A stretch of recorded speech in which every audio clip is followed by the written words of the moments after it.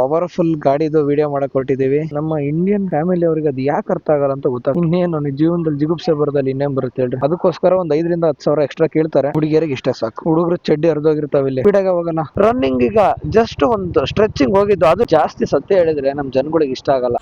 ನಾನ್ ಶುದ್ಧ ಕನ್ನಡಿಗ, ನಾನಿಲ್ಲಿ ಮಾತಾಡೋ ಭಾಷೆ ಕನ್ನಡ ಏನಿವಾಗ.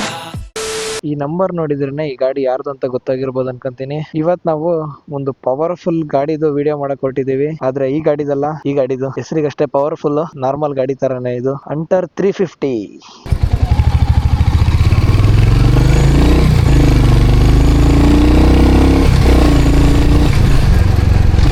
ಇವತ್ ನಮ್ಮ ಹತ್ರ ಇದೆ ರಾಯಲ್ ಎನ್ಫೀಲ್ಡ್ ಅವರ ಹಂಟರ್ 350. ಇದೊಂಥರ ಚೋಟಾ ಪಾಕೆಟ್. ಇಷ್ಟ ಐತೆ ಗಾಡಿ. ಸೇಮ್ ಕ್ಲಾಸಿಕ್ 350 ಏನ್ ಇಂಜಿನ್ ಬರ್ತಾ ಇತ್ತು ಅದೇ ಇಂಜಿನ್, 349cc ಇಂಜಿನ್. ಸ್ವಲ್ಪ ಕ್ಲಾಸಿಕ್ 350 ಗಿಂತ ಟಾರ್ಕ್ ನ ಕಮ್ಮಿ ಮಾಡವ್ರೆ. ಇಂಜಿನ್ ಅಲ್ಲಿ ಮತ್ತೆ ಇನ್ನೇನು ಚೇಂಜಸ್ ಇಲ್ಲ. ಚಾರ್ಸಿ ಇವರು ಸಪರೇಟ್ ಚಾರ್ಸಿ ಮಾಡವ್ರೆ ಇದಕ್ಕೋಸ್ಕರ, ಈ ಗಾಡಿಗೋಸ್ಕರ. ಹೆಸರೇ ಮರ್ತೈತೆ ಕಲರ್, ಟೋಕಿಯೋ ಬ್ಲಾಕ್. ಪರ್ಟಿಕ್ಯುಲರ್ ಈ ಕಲರ್ ಹೆಸರು ಬಂದ್ಬಿಟ್ಟು ಟೋಕಿಯೋ ಬ್ಲಾಕ್ ಅಂತ ಹೇಳಿ. ಇರೋ ಹಂಟರ್ ಅಲ್ಲಿ ಬೆಸ್ಟ್ ಕಲರ್ ಅಂದ್ರೆ ಇದೊಂದೇ ಇರೋದು. ಅದು ಟಾಪ್ ಎಂಡ್ ಅಲ್ಲಿ ಇದೆ ಅಷ್ಟೇ ಈ ಕಲರ್. ಬಿಟ್ರೆ ಮತ್ತೆ ಇನ್ನೇನು ಈ ಗಾಡಿಲಿ ಹೇಳೋ ಅಂತದ್ದು ಏನು ಇಲ್ಲ ಅನ್ಕೊಂತೀನಿ. ನಮ್ಮ ಇಂಡಿಯನ್ ಫ್ಯಾಮಿಲಿ ಅವರಿಗೆ ಅದು ಯಾಕೆ ಅರ್ಥ ಆಗಲ್ಲ ಅಂತ ಗೊತ್ತಾಗಲ್ಲ. ಒಬ್ಬ ಕಾಲೇಜ್ ಸ್ಟೂಡೆಂಟ್ ಗೆ ಬೈಕ್ ಬೇಕು ಅಂದ ತಕ್ಷಣ ಅವ್ರ ತಲೆಗೆ ಬರೋದೇ ಫಸ್ಟ್ ರಾಯಲ್ ಎನ್ಫೀಲ್ಡ್. ಗುರು ತಗೊಂಡ್ ಏನ್ ಮಾಡ್ತಾನೆ ಗುರು ಅವನು ರಾಯಲ್ ಎನ್ಫೀಲ್ಡ್ ನ. ಸಣ್ಣ ಏಜ್ಗೆ ಗಾಡಿಯಲ್ಲಿ ಹೈವೇದಲ್ಲಿ ಎಳ್ದಾಡಕ್ ಆಗಲ್ಲ. 35 ವರ್ಷ 40 ವರ್ಷ ಅಂಕಲ್ಗಳು ತಗೊಂಡ್ ಓಡ್ಸೋ ಗಾಡಿನ ಈಗ 20 ವರ್ಷ 22 ವರ್ಷ ಹುಡುಗರಿಗೆ ಕೊಡ್ಸಿದ್ರೆ ಇನ್ನೇನು ಜೀವನದಲ್ಲಿ ಜಿಗುಪ್ಸೆ ಬರದಲ್ಲಿ ಇನ್ನೇನ್ ಬರುತ್ತೆ ಹೇಳ್ರಿ. ಮಾತೇ ಇಲ್ಲ.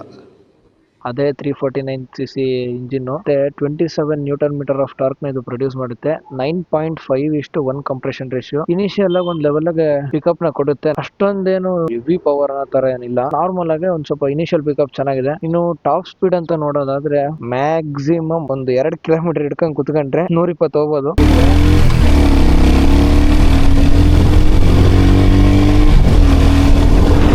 ಟಾಪ್ ಎಂಡ್ ವೇರಿಯಂಟ್ ಅಲ್ಲಿ dual disc with dual channel ABS ಬರುತ್ತೆ. ಅದ್ಯಾಕೋ ಗೊತ್ತಿಲ್ಲ, ಈಗ ಗಾಡಿಗಳಿಗೆಲ್ಲ ಯಾವ್ದು ಕ್ಯಾಲಿಪರ್ ಅಂತ ಮೆನ್ಷನ್ ಮಾಡದೆ ಮರ್ತವ್ರ ಅಥವಾ ತೋರಿಸಬಾರ್ದಂತ ಮುಚ್ಚಿಡ್ತವ್ರ ಗೊತ್ತಿಲ್ಲ. ಬ್ರೆಂಬೋ ಅದು ಮಿಷಿನ್ ಕ್ಯಾಲಿಪರ್ ಇರ್ಬೋದು. ಬ್ರೇಕಿಂಗ್ ಹೇಳ್ಕೋಣ ಅಂತದ್ ಏನಿಲ್ಲ. ರಾಯಲ್ ಎನ್ಫೀಲ್ಡ್ ಅಲ್ಲಿ ಮ್ಯಾಕ್ಸಿಮಮ್ ಜನ ಫೇಸ್ ಮಾಡ್ತಾ ಇರೋದು ಈ ರೇರ್ ಬ್ರೇಕ್ ಹಿಡಿಯಲ್ಲ ಅಂತ ಹೇಳಿ. ಅದು ಹಿಡಿಯಲ್ಲ. ಅಷ್ಟೇ ರೆಡಿ ಮಾಡಿಸಿದ್ರು ಮ್ಯಾಕ್ಸಿಮಮ್ 3000 ಕಿಲೋಮೀಟರ್ಗೆ ಮತ್ತೆ ಅದೇ ಪ್ರಾಬ್ಲಮ್ ನ ಫೇಸ್ ಮಾಡ್ತಾ ಇದಾರೆ. ಅದು ಕಂಪ್ನಿಯವ್ರ ಪ್ರಾಬ್ಲಮ್ ಅಥವಾ ಯೂಸರ್ಸ್ ಪ್ರಾಬ್ಲಮ್ ಗೊತ್ತಾಗ್ತಿಲ್ಲ. ಇಬ್ರದ್ದು ಇರ್ಬೋದೇನೋ. ನಾನು ಇದುವರೆಗೂ ಓಡಿಸೋ ಪ್ರತಿಯೊಂದು ಗಾಡಿಲೂ ಈ ರೇರ್ ಬ್ರೇಕ್ ಪ್ರಾಬ್ಲಮ್ ನಾನು ಪ್ರತಿಯೊಂದು ಗಾಡಿಲೂ ರಾಯಲ್ ಎನ್ಫೀಲ್ಡ್ ಅಲ್ಲಿ ಫೇಸ್ ಮಾಡಿದೀನಿ. ಯಾವ್ದು ಅಂದ್ರೆ ಡಿಸ್ಕ್ ಬ್ರೇಕ್ ಯಾವ ವೇರಿಯಂಟ್ ಅಲ್ಲಿ ಇದೋ ಅದ್ರಲ್ಲಿ ಮಾತ್ರ. ಹೆಂಗಂದ್ರೆ ಇದೊಂಥರ ಎಕ್ಸೆಲ್ ಅಲ್ಲಿ ಫ್ರಂಟ್ ಬ್ರೇಕ್ ನೀವು ನೋಡ್ರಿ ಮ್ಯಾಕ್ಸಿಮಮ್ 90% ಆಫ್ ಎಕ್ಸೆಲ್ ಅಲ್ಲಿ ಫ್ರಂಟ್ ಬ್ರೇಕ್ ಹಿಡಿಯಲ್ಲ. ಅದೇ ತರ ರಾಯಲ್ ಎನ್ಫೀಲ್ಡ್ ಅಲ್ಲಿ ಹಿಂದ್ಗಡೆ ಬ್ರೇಕ್ ಹಿಡಿಯಲ್ಲ. ಎಲ್ಲ ಕೊಲಾಬ್ರೇಷನ್ ಮಾಡ್ಕೊಂಡವ್ರು ಇವರು. ರಾಯಲ್ ಎನ್ಫೀಲ್ಡ್ ಅಲ್ಲಿ ಇದುವರೆಗೂ ಬಂದಿರೋದ್ರಲ್ಲಿ ಬೆಸ್ಟ್ ಗಾಡಿ ಯಾವ್ದಪ್ಪ ಅಂದ್ರೆ ಗೋರಿಲ್ಲಾ, ಬಿಟ್ರೆ ಸ್ಕ್ರಾಮ್ 440 ಹೊಸದಾಗಿ ಬಂದಿರೋದು. ಅವೆರಡು ಬಿಟ್ರೆ ಇನ್ನು ಉಳಿದವೆಲ್ಲವೂ ಸೇಮ್ ಪ್ರಾಬ್ಲಮ್ಸ್ ಇರೋದು. ಸೇಮ್ ಪವರ್, ಸೇಮ್ ಫೀಲ್, ಎಲ್ಲ ಸೇಮ್ ಫೀಲ್. ಯಾವ ಬೇರೆ ಡಿಫ್ರೆಂಟ್ ಫೀಲ್ ಕೊಡೋದಿಲ್ಲ. ಬಟ್ ಅವೆರಡು ಮಾತ್ರ ನನಗೆ ಪರ್ಸನಲಿ ಬಹಳ ಇಷ್ಟ ಆಯ್ತು ಗಾಡಿ.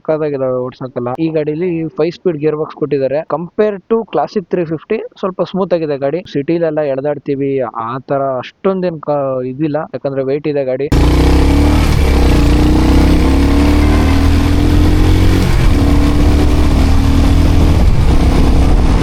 ಗಾಡಿ ಹತ್ತತ್ರ 181 kg ಇದೆ.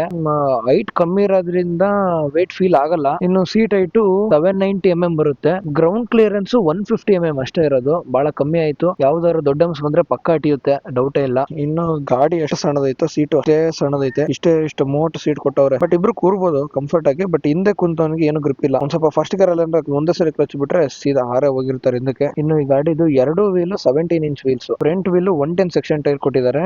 ರೇರ್ ವೀಲ್ 140 ಸೆಕ್ಷನ್ ಟೈರ್ ಕೊಟ್ಟಿದ್ದಾರೆ. ಅದೆಷ್ಟು ಪ್ರಾಕ್ಟಿಕಲ್ ಆಗಿ ಯೂಸ್ ಆಗುತ್ತೆ ಗೊತ್ತಿಲ್ಲ, ಯಾಕಂದ್ರೆ ಕಾರ್ನರ್ ಹೊಡಿ ಅಷ್ಟೇ ಅಂತ ಏನು ಕಾನ್ಫಿಡೆನ್ಸ್ ಕೊಡಲ್ಲ ಗಾಡಿ ಇದು. ಬಟ್ ಗಾಡಿ ಲುಕ್ಕಿಗೋಸ್ಕರ 140 ಸೆಕ್ಷನ್ ಕೊಟ್ಟಿದ್ದಾರೆ. ರೇರ್ ಲೈಟ್ಸ್ ಅಲ್ಲಿ ಬ್ರೇಕ್ ಲೈಟ್ಸ್ ಗೆ ಇಂಡಿಕೇಟರ್ ನ ಮೌಂಟ್ ಮಾಡಿದ್ದಾರೆ. ಇನ್ನು ಫ್ಯೂಯಲ್ ಕೆಪಾಸಿಟಿ ಬಂದು 13 ಲೀಟರ್ ಫ್ಯೂಯಲ್ ಹಿಡಿಯುತ್ತೆ. ಅದ್ರಾಗ 3 ಲೀಟರ್ ರಿಸರ್ವ್ ಇಟ್ಕೊಂಡ್ಬಿಟ್ಟು ನೀವು ಫ್ಯೂಯಲ್ ಇಂಜೆಕ್ಷನ್ ಇರೋದ್ರಿಂದ. ಇನ್ನು ಇಲ್ಲಿ ಸ್ವಿಚಸ್ ಕೊಟ್ಟಿದ್ದಾರೆ, ಬಟ್ ಅಷ್ಟೊಂದು ಹೇಳ್ಕೊಳ ಕ್ವಾಲಿಟಿ ಏನಲ್ಲ. ಬಟ್ ಇದೊಂದು ಸಣ್ಣ ಮೀಟರ್ ಕೊಟ್ಟಿದ್ದಾರೆ. ಇದು ಅದು ಏನ್ ಯೂಸ್ ಆಗುತ್ತೆ ನನಗಂತೂ ಗೊತ್ತಿಲ್ಲ. ಟೈಮ್ ಅಂತ ತೋರಿಸುತ್ತೆ, ನ್ಯಾವಿಗೇಷನ್ ತೋರಿಸುತ್ತೆ. ಅಂದ್ರೆ ಅದು ಇಷ್ಟು ಮೀಟರ್ ಲೆಫ್ಟ್ ಹೋಗ್ರಿ, ಇಷ್ಟು ಮೀಟರ್ ಅಲ್ಲಿ ರೈಟ್ ಹೋಗ್ರಿ ಅಂತ ತೋರಿಸುತ್ತೆ ಅಷ್ಟೇ. ಸ್ಪೀಡೋಮೀಟರ್ ಇದೆ, tachometer, trip A trip B ನೋಡಬಹುದು. ಟೈಮ್ ತೋರಿಸುತ್ತೆ. ಫ್ಯೂಲ್ ಇಂಡಿಕೇಟರ್ ಇದೆ ಅಷ್ಟೇ. ಗೇರ್ ಇಂಡಿಕೇಟರ್ ಒಂದು ಕೊಡ್ಬೋದಿತ್ತು. 2,30,000 ಕೊಡ್ತೀವಿ ಒಂದು ಟಾಪ್ ಎಂಡ್ ಗಾಡಿಗೆ ಅಂದ್ರೆ ಕೊಡ್ಬೋದಿತ್ತು. ಇನ್ನೊಂದು ವಿಚಾರ, ಈ ಮೀಟರ್, ಈ ಸಣ್ಣ ಮೀಟರ್ ಟಾಪ್ ಎಂಡ್ ಗಾಡಿಲಿ ಬಿಟ್ರೆ ಮತ್ತೆ ಇನ್ಯಾ ಗಾಡಿಲೂ ಬರಲ್ಲ. ಅದಕ್ಕೋಸ್ಕರ ಒಂದು 5 ರಿಂದ 10 ಸಾವಿರ ಎಕ್ಸ್ಟ್ರಾ ಕೇಳ್ತಾರೆ. ಅದೇ ರಾಯಲ್ ಎನ್ಫೀಲ್ಡ್ ಮೈಲೇಜ್ ವಿಚಾರಕ್ಕೆ ಬರೋದಾದ್ರೆ 36 ಕೊಡಬಹುದು. ಹೈವೇದಲ್ಲಿ 40 ತನಕ ಕೊಡುತ್ತೆ ಅಂತ ಹೇಳ್ತಾರೆ. ಬಟ್ ಗೊತ್ತಿಲ್ಲ ಎಷ್ಟು ಅಂತ ಹೇಳಿ. ಅವರೇಜ್ ಒಂದು 35 to 38 ಇಟ್ಕೊಬಹುದು ಮೈಲೇಜ್ ನ. ಜಾಸ್ತಿನೂ ಬರ್ಬೋದು. ನೀವ್ ಹೆಂಗ್ ಗಾಡಿ ಹೊಡಿತೀರ ಕೊಡ್ತಾರೆ ಅನ್ನೋದ್ರ ಮೇಲೆ ಡಿಪೆಂಡ್. ಅದೇ ಕ್ಲಾಸಿಕ್ 350 ಇದೆ, ಲೈಟ್ ಕೊಟ್ಟಿದ್ದಾರೆ, ಏನು ಚೇಂಜಸ್ ಮಾಡಿಲ್ಲ. ರಾಯಲ್ ಎನ್ಫೀಲ್ಡ್ ಅಲ್ಲಿ ಯಾವ ಗಾಡಿ ಇದಾವೋ ಎಲ್ಲಾ ಗಾಡಿನೂ ಕಿತ್ತಾಕಿ ಒಂದ್ ಸಣ್ಣ ಗಾಡಿ ಮಾಡೋರು ಅಷ್ಟೇ. ಯಾರು ಹೈಟ್ ಕಮ್ಮಿ ಇದಾರೆ ಅವ್ರಿಗೆಲ್ಲ ಓಡ್ಸಕ್ಕೆ. ಇನ್ನು ಸರ್ವಿಸ್ ವಿಚಾರಕ್ಕೆ ಬರೋದಾದ್ರೆ ಹೆವಿ ಕಾಸ್ಟ್ಲಿ ಆಗುತ್ತೆ ಮೇಂಟೆನೆನ್ಸ್. ಈಗ ಯಾರೋ ಒಬ್ಬ ಸ್ಟೂಡೆಂಟ್ ಮನೇಲಿ ಗಾಡಿ ಕೊಡ್ಸ್ಕೊಂಡು ಅವನೇ ಮೇಂಟೈನ್ ಮಾಡ್ತೀನಿ ಅನ್ಕೊಂಡ್ರೆ ಹೆವಿ ಕಷ್ಟ ಆಗುತ್ತೆ. ಯಾಕಂದ್ರೆ ಈ ಗಾಡಿದು ಬರೀ first service, general service, without ಏನು ಎಕ್ಸ್ಟ್ರಾ ಏನು ಮಾಡಿಸಿಲ್ಲ, 1,500,000 ಆಗಿದೆ. ಮನೇಲಿ ದುಡ್ಡು ಕೊಡಕ್ ರೆಡಿ ಇದಾರೆ, ಮನೆಗೆ ದುಡ್ಡು ಕೊಡೋ ತರ ಇದಾರೆ ಅಂದ್ರೆ ಮೇಂಟೈನ್ ಮಾಡ್ಬೋದು ಗಾಡಿನ. ಅದು ಬಿಟ್ಟು ಪಾರ್ಟ್ ಟೈಮ್ ವರ್ಕ್ ಮಾಡ್ಕೊಂಡು ಮಾಡ್ತೀನಿ ಅಂದ್ರೆ ದುಡ್ದಿರೋ ದುಡ್ಡನ್ನೆಲ್ಲ ಈ ಗಾಡಿಗೆ ಇಡ್ಬೇಕಾಗುತ್ತೆ. ಅದೇನೋ ಬ್ರ್ಯಾಂಡ್ ಅಂತ ಹೋಗ್ತಾರೆ, ಬಟ್ ಈ ಬ್ರ್ಯಾಂಡ್ ಬಿಟ್ಟು ಹೊರಗಡೆ ಪ್ರಪಂಚ ಐತೆ ಅನ್ನೋದೇ ಮರ್ತೋಗ್ಬಿಟ್ಟಿದ್ದಾರೆ ಅನ್ನೋ ಜನಗಳು. ನಮ್ ದೇಶ ರೀ, ನಾವು ಕೊಟ್ಟಿರೋ ದೇಶ ಇದು.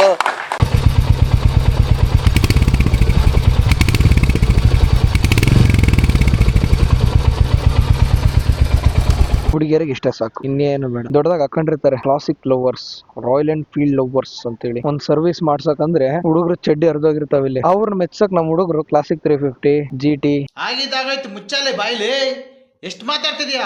GT ಪರವಾಗಿಲ್ಲ, ಸ್ಪೀಡ್ ಇದೆ, ಬಟ್ 650cc ಸ್ಪೀಡ್ಗೂ ಸಂಬಂಧ ಇಲ್ಲ. ಪವರ್ ಇದೆ GT ಲಿ, ಒಪ್ಕೊಂತೀನಿ. ಇನ್ನು ಫ್ರಂಟ್ ಟೆಲಿಸ್ಕೋಪಿಕ್ ಸಸ್ಪೆನ್ಷನ್ ಕೊಟ್ಟಿದ್ದಾರೆ, ಅದಕ್ಕೊಂದು ಕವರ್ ನ ಕೊಟ್ಟಿದ್ದಾರೆ. ರೇರ್ ಕೂಡ ನಾರ್ಮಲ್ ಸಸ್ಪೆನ್ಷನ್ ಕೊಟ್ಟಿದ್ದಾರೆ, ಎರಡು ಮೋನೋಶಾಕ್ ಅಲ್ಲ, ಎರಡು separate suspension. But stand heavy fit ಇದೆ ಗುರು, ನಾರ್ಮಲ್ ಆಗಂತೂ ಹಾಕಕ್ ಆಗಲ್ಲ. ನಾವು ಗಾಡಿ ತಗೊಂಡ್ಮೇಲೆ ಕ್ರಾಶ್ ಗಾರ್ಡ್ ಮತ್ತೆ ಈ ಇಂಜಿನ್ ಗಾರ್ಡ್ ಎರಡನ್ನೂ ಆಕ್ಸೆಸರಿ ಆಗಿ ಹಾಕ್ಸ್ಬೇಕಾಗುತ್ತೆ, ಗಾಡಿಲಂತೂ ಕೊಡಲ್ಲ. ರೇರ್ ಬ್ರೇಕ್ ಲಿವರ್ ಇದೆ. ಇಲ್ಲಿ ಫುಟ್ ರೆಸ್ಟ್ ಮೇಲೆ ರಾಯಲ್ ಎನ್ಫೀಲ್ಡ್ ಅಂತ ಬರ್ದವ್ರೆ, ಮೇಡ್ ಲೈಕ್ ಅ ಗನ್ ಅಂತ ಹೇಳಿ. Made like a gun, but it doesn't goes like a bullet. Speed ಆಗಿ ಹೋಗಲ್ಲ. ನನಗೆ ನೋವಿದೆ, ಸತ್ಯವಾಗ್ಲೂ ನೋವಿದೆ, ನಾನು ಇಲ್ಲ ಅಂತ ಹೇಳಲ್ಲ. ಇವರು ಪ್ರಾಬ್ಲಮ್ಗಳನ್ನ ಕಮ್ಮಿ ಮಾಡಿದ್ರೆ ಇನ್ನೂ ಬೆಟರ್ ಆಗುತ್ತೆ ರಾಯಲ್ ಎನ್ಫೀಲ್ಡ್ ಅವರು. ಅದ್ಯಾವಾಗ ಕಮ್ಮಿ ಮಾಡ್ತಾರೋ.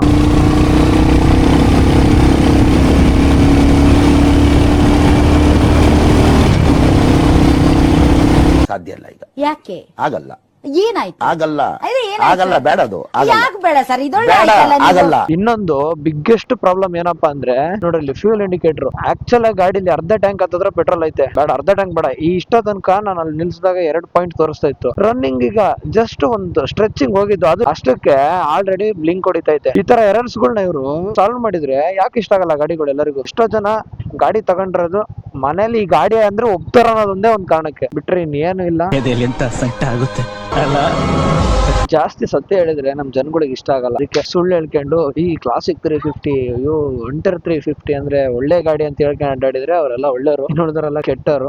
ವರ್ಷಗಳಿಂದ ಎದೆಯಲ್ಲಿ ಬೆಂಕಿಯನ್ನು ಇಟ್ಟುಕೊಂಡು ಏನು ಮಾಡದೆ ಆರಿಸಿಕೊಳ್ಳುವುದು.